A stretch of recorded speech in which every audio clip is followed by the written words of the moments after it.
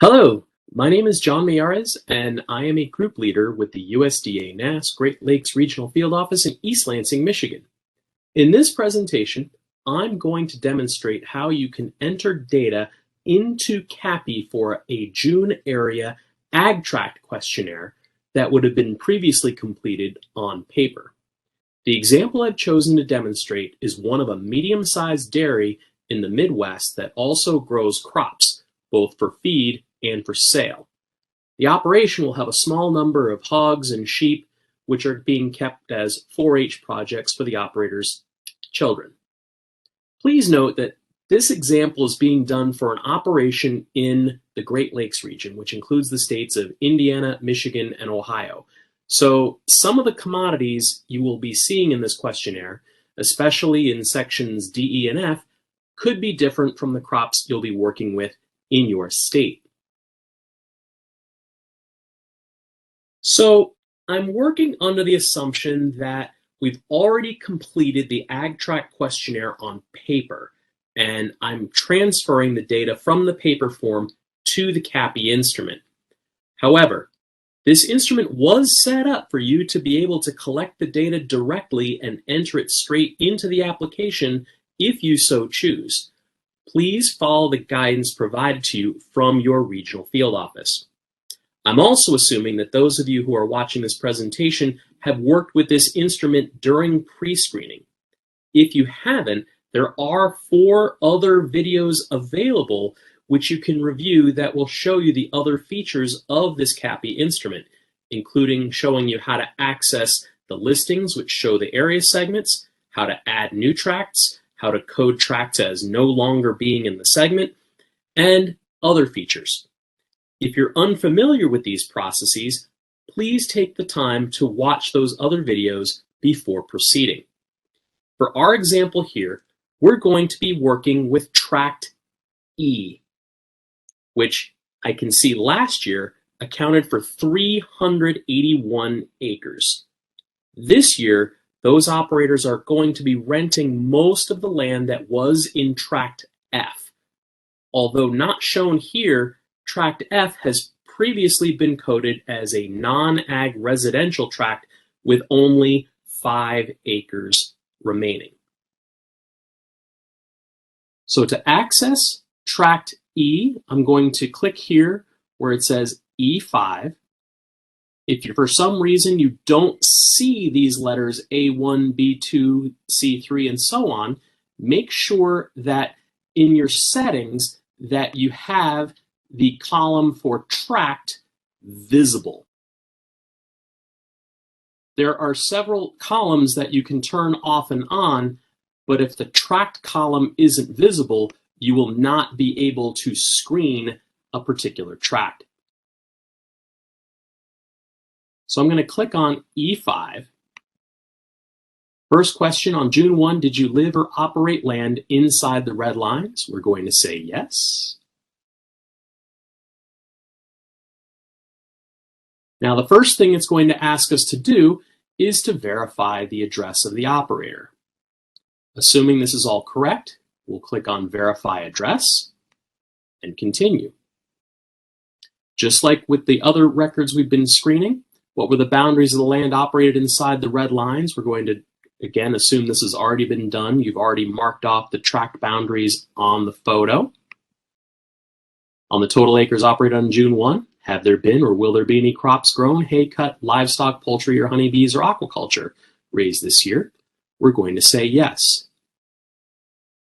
Assuming we are now past the May cutoff to begin data collection for Ag Tract questionnaires, when I hit Next, we're going to be seeing this introductory statement, which is printed on the front of all of the questionnaires, which includes the SIPSIA statement, the Confidential Information Protection Statistical Efficiency Act statement, the notification response is voluntary, and the OMB burden statement.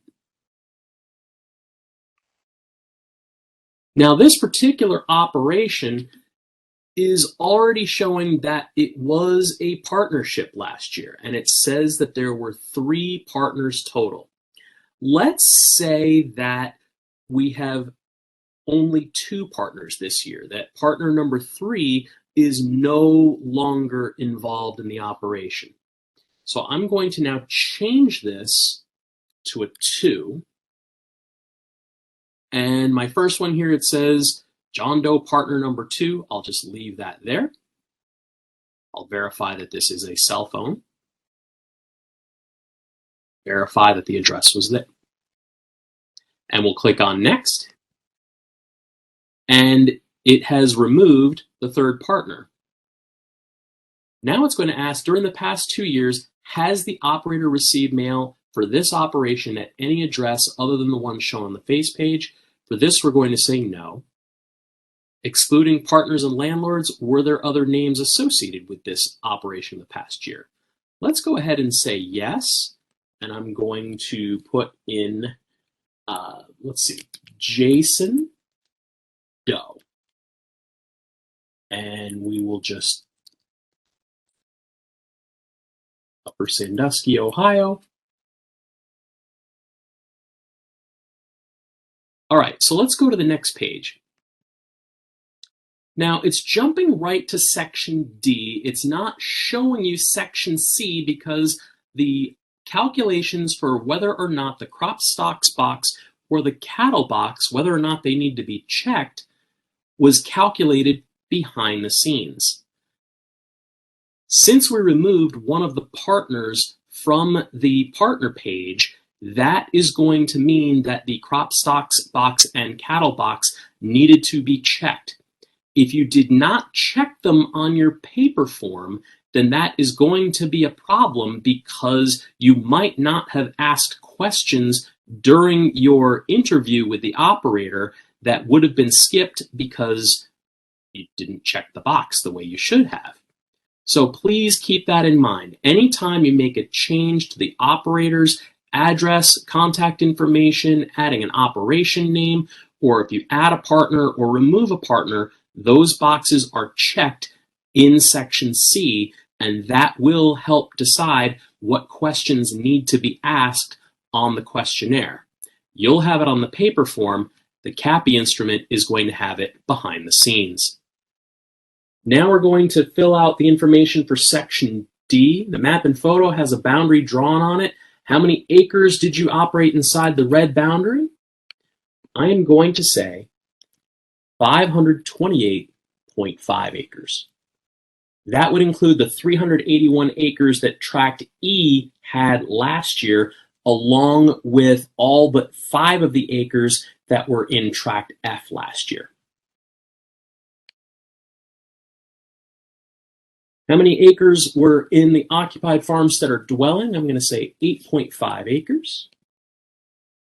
Waste, I'm going to say is 15 acres. This is a medium-sized dairy, so of course they're going to have their milking parlor, they're going to have some barns, they're going to have possibly grain, hay, storage. Let's say they have 25 acres of not pastured woodland. We have 40 acres of permanent pasture. We'll have 10 acres of idle cropland, which we will say has been signed up in the CRP program. So how many acres of winter wheat were planted for all purposes? We're going to say 60. Harvested and to be harvested for grain or seed, I'm going to say 20. And the other 40 acres were harvested as wheatlage. In order to help clarify, I'm going to add a comment here, which is going to say 40 acres of wheatlage. This will help the stats in the office understand what happened to the remaining 40 acres. Oats, we'll say there's none. I don't need to put zeros anywhere else here. I'll just put 0 for planted for all purposes. For corn, I'm going to say we have 200 acres planted for all purposes. I have nothing left to be planted. Harvested for grain, we're going to say 100 acres. And then the other 100 acres are going to be, again, for silage.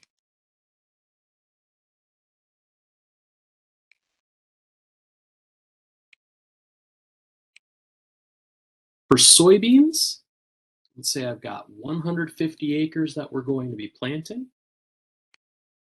I have 20 acres left to plant. Those are going to be the acres that we're going to be double cropped with the wheat that was harvested for grain. Let's assume we haven't gotten the grain out of the ground yet as of the 1st of June. So we will say that those are the acres left to be planted. This last part, the questionnaire wording is a little bit different. Acres planted and to be planted following another harvested crop. What is going to be double cropped? We're going to say that this is the total 60 acres because we are going to be planting the soybeans after having harvested 40 acres of wheatledge and 20 acres of wheat. If the wheat were being used as a cover crop and then was going to be destroyed, plowed under, burned down, then that would not be a double cropping situation here. Hay, let's see, we had 55 acres of alfalfa. I'm not going to have any small grain dry hay because we're assuming it's all as wheatledge. I'll have 25 acres of other hay. For other crops, I can list 0. One thing you'll notice that's a difference between the CAPI instrument and the paper questionnaire is that on the paper questionnaire, you would want to list off what those other crops were. In CAPI, you can include that information in a comment tagged to the record by clicking on the calculator and adding a comment. But you will not need to itemize what those other crops are in the CAPI instrument. Question 13, the wording is a little bit different. How many acres inside the red boundary were or will be planted to 2 different crops, including any soybeans reported in the item 602 box, or will have 2 uses of the same crop in the current year? So here I am going to list off the 60 acres that were planted to wheat and soybeans as a double cropping situation. You may have some other scenarios in your states. Another common one is hay and haylage coming out of the same field. Was Section D reported by the respondent or observed? Again, we have 2 choices here. It'll either be reported, or if the operator didn't provide the information and the enumerator observed it, it's important to make sure it's clear where that data came from. It is possible that we may have some records where the operator will complete Section D with you, but then nothing else on the questionnaire. We can then code this part as operator reported, but then the overall questionnaire could still be coded as refusal estimated. If they don't give you any information, then we would want to change this to be refusal inaccessible estimated observed. Now we go on to Section E, where we're going to get information on the total acres operated. For our intents and purposes, we're going to say that the entire operation is included as part of the segment. So I have 381 acres that are owned. We have 147.5 acres that were rented from the tract operator in Tract F. We have nothing that's rented or leased to others. So that's going to give a total of 528.5 acres. Does this include all the farmstead, cropland, woodland, pastureland, and so on? We'll say yes. I hit next.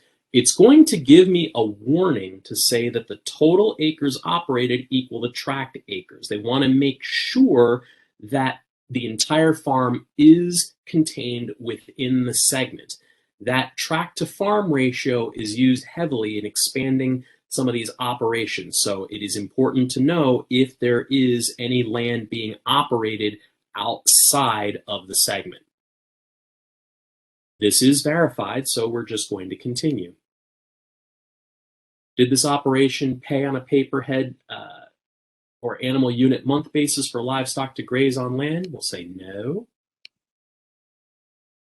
Of the total acres operated, how many were considered cropland? We're going to say 440. And that does account, if you go back and double check what we had planted for corn, for soybeans, for the alfalfa, for the other hay, and the 10 acres of CRP and idle land, that does add up to 440. We're assuming that the land that was planted to wheat is being double cropped to soybeans, so I don't need to include that here. Of the total acres operated, how many are in the CRP program or the WRP program? We'll say 10. The total acres operated, were there any fruit trees, grapevines, tree nuts, berries, and so on? Say no. Were wheat, oats, barley, or rye? Yes. We did have the winter wheat, so we'll just say yes. How many acres of new alfalfa or alfalfa mixtures have been or will be seeded? We'll say none. What was the storage capacity of all structures normally used to store whole grains or oilseed on the total acres operated? Again, this is limiting to the whole grains or oilseeds. We'll say 40,000 bushels. Please be sure that you're not including the storage that would be for the corn silage or for hay. This is strictly for whole grains or oilseeds. As far as what is currently in storage, you're focusing on crops stored from the 2021 and earlier crops. Let's say we only have 2,000 bushels left from last year's crop, but we don't have any soybeans or wheat or oats, so I'm going to check the none box here. Were any of the stocks on hand from the 2022 harvest? Well, it's a little early for the 2022 harvest, so we'll say no. Did this operation raise or own any hogs, pigs, regardless of location? We're going to say that they do have a couple of 4-H pigs here. So I will say how many pigs on the total acres operated is 2. Are any of them owned by someone else? No.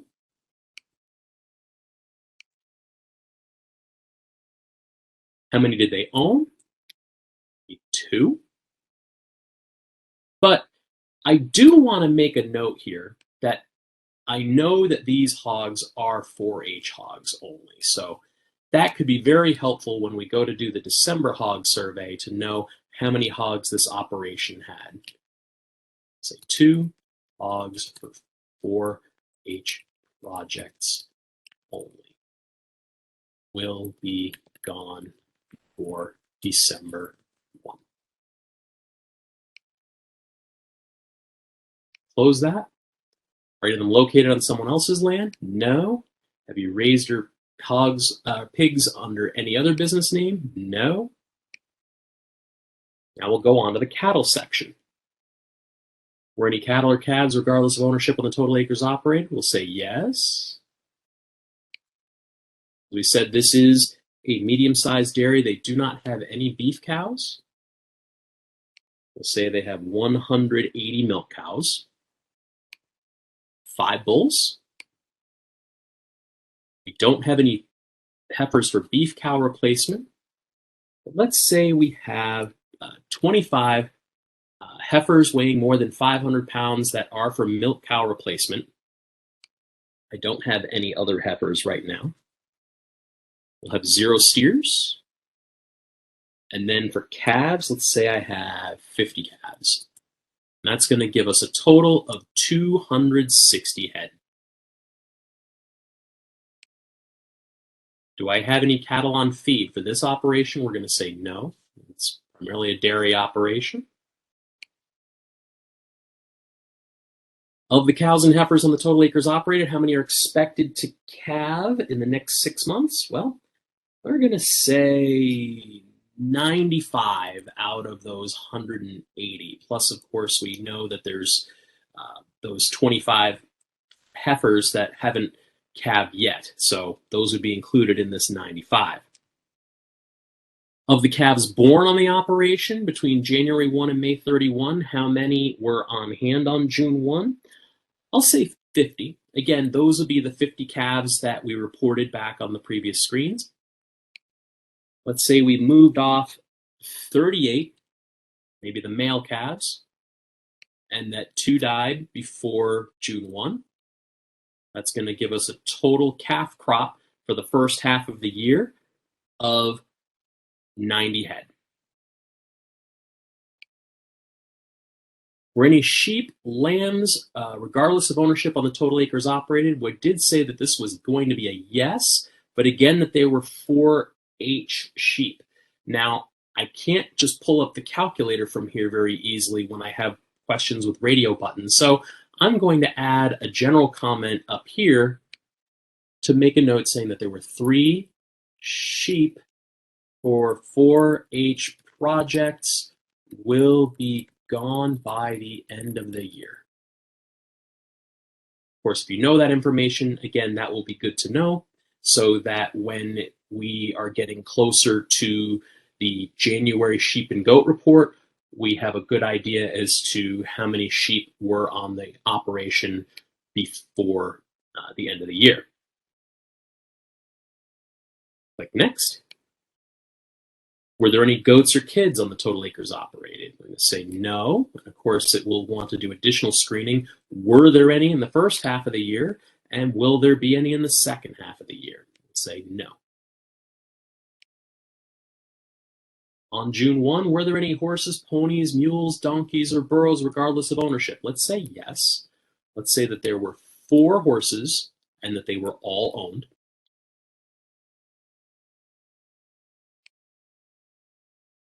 Will this operation have anyone on the payroll to do agricultural work? We're going to say yes. A commercial dairy typically is going to have a number of people that are going to help with the milking on a daily basis. Let's say the largest number on the payroll for the year is going to be 8. Now we're wanting to find out the market value of all land and buildings on the total acres operated. This would include anything inside or outside the segment. Of course, for this particular example, all of the land operated is inside the segment.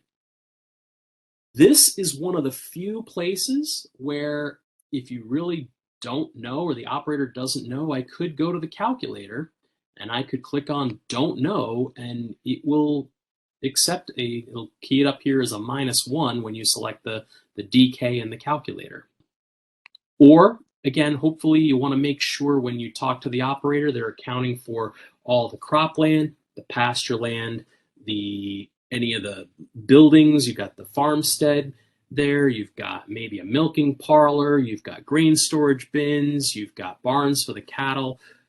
For an operation this size, let's say it's $3.5 million, and that the value has increased in the last year by 10%. For question 2, they're asking about the average value per acre for cropland or pasture land. Again, if the operator doesn't know, we could go to our calculator and select DK here. However, if they do know, that's always going to be best. Please do not guess for the operator. Let's say, though, for this one that the value of the cropland is $6,500 an acre, and the pasture land is $2,000 per acre. Again, as a reminder, they're focusing for this question on acres inside the tract. So if we had a larger operation with land outside the segment, we do not want to include that. We want to focus on the cropland and pasture land recorded inside the tract boundaries on the aerial photo. We want to report what range represents the total gross value of sales, including agricultural payments from the government. For a dairy this size, let's say it's between $500,000 and $1 million. Now, one thing that is going to be different in a census year is that we need to record all of the information about what is being produced on the operation for the current year. We know that they planted 200 acres of corn. There's no cotton. We have 150 acres of soybeans, 60 acres of wheat. We don't have any sweet potatoes, vegetables, melons, hay. Let's see, we had 55 acres of alfalfa, 25 acres of other hay. That's going to be 80 acres total. If I want to look at some of these other categories, I just click on the plus sign. That's going to open up the next group. I don't have any nursery or greenhouse production here. No nursery out in the open. We do not have any fruit crops, bearing or non-bearing here. Under livestock, we did have some cattle. It is not going to carry forward the cattle information from section H. So we are going to have to put in here that we had 180 milk cows, we had 80 other cattle, which included the bulls and the calves and the heifers, and we had 3 sheep, and we had no goats. So I'll just leave that blank. What type of farm is this? This is going to be a commercial dairy. Section P changed from previous years. We need to know how many men, how many women were involved in this operation. We will say there was 1 man, 1 woman, and then it's going to collect information about the 4 primary operators here. So I'm going to say first one is John Doe, who is male. We will say John is 51 years old. We will say that he is Hispanic, white, and began operating in 2007, but began to operate first farming operation in 2003. Person 2, we're going to say is Jane Doe. She's female, 48 years old. She is not Hispanic. Say she's white. She first began to operate on this farm in 2007. And that was her first farm that she worked with. But that is 2007. It is going to ask for person 3 and person 4, regardless of the fact that we already said there were only 2 operators, but we can either click on next, or you can click on the specific tab to go from one person to the next. But we do need to go through all 4 people before we can progress to the next section.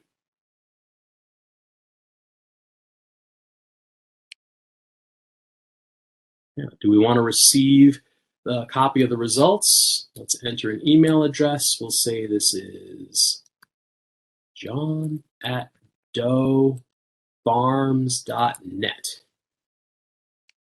Operation email, we can say doefarms@doefarms.net. Operation phone, say I've got 419-000-0000, and it's not a cell phone. I'm going to code this as a complete report. We'll say that the operator completed the report with us. We don't need to enter the name if it was the operator. If we spoke to the spouse, Jane Doe, then we would enter her name here. Say this was completed telephone on paper, and we have our enumerator number listed here.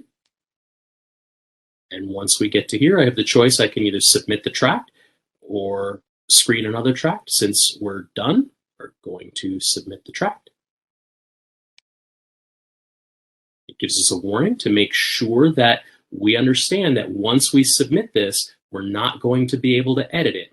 If you do need to make changes after you submit it, you're going to need to reach out to the regional field office so that they can unlock the form for you.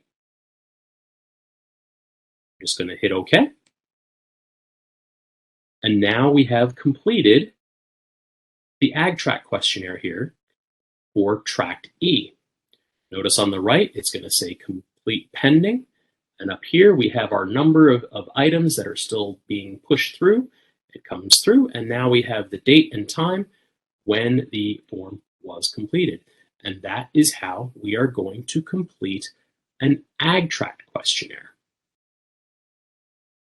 Thanks for taking the time to review this presentation. If you have any questions, please be sure to contact your supervisor, your NASDA coordinator, or the survey stat in the regional field office, and they will be more than happy to help you out here. Thanks for watching, and we hope to see you all again very soon.